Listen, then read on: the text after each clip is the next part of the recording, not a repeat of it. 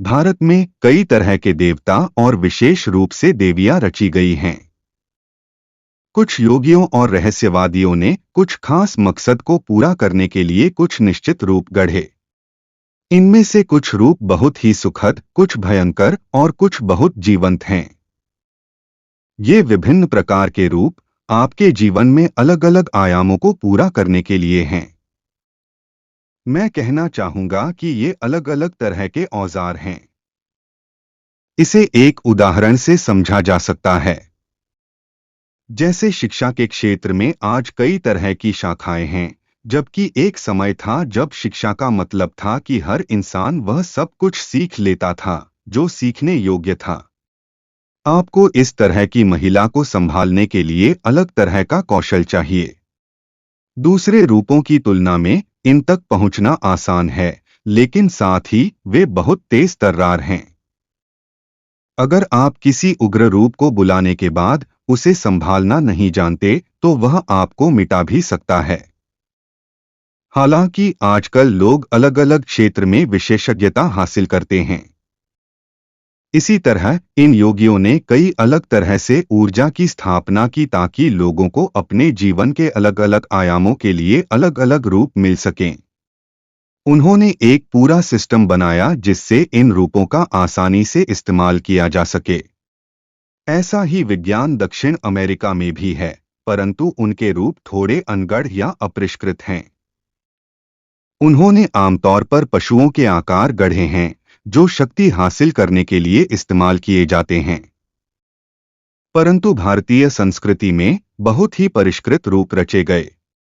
अगर आपके पास मास्टरी है तो आप उन्हें जगा सकते हैं और उससे अद्भुत काम करवा सकते हैं। काली एक उग्र रूप है। आपको इस तरह की महिला को संभालने के लिए अलग तरह का कौशल चाहिए। दूसरे रूपों की तुलना में इन तक पहुंचना आसान है, लेकिन साथ ही वे बहुत तेज तर्रार हैं। अगर आप किसी उग्र रूप को बुलाने के बाद उसे संभालना नहीं जानते तो वह आपको मिटा भी सकता है। कुछ और रूप इनसे भी ज्यादा भयंकर और उग्र हैं। योगियों ने ये भयंकर रूप इसलिए बनाए क्योंकि वे खुद इसी स्वभाव के थे और वे किसी सौम्य स्त्री के साथ नहीं रह सकते थे। उन्हें कोई ऐसा चाहिए था जो तेजतर्रार व उग्र हो। ये रूप एक खास तरह की प्रक्रियाओं को रिस्पॉन्ड करते हैं जो उस तरह की ऊर्जा को अपनी ओर खींचते हैं। काली कोई एक मूर्ति नहीं जिस पर आप विश्वास कर सकें। वे आपके लिए एक जीती जाती हकीकत बन सकती हैं।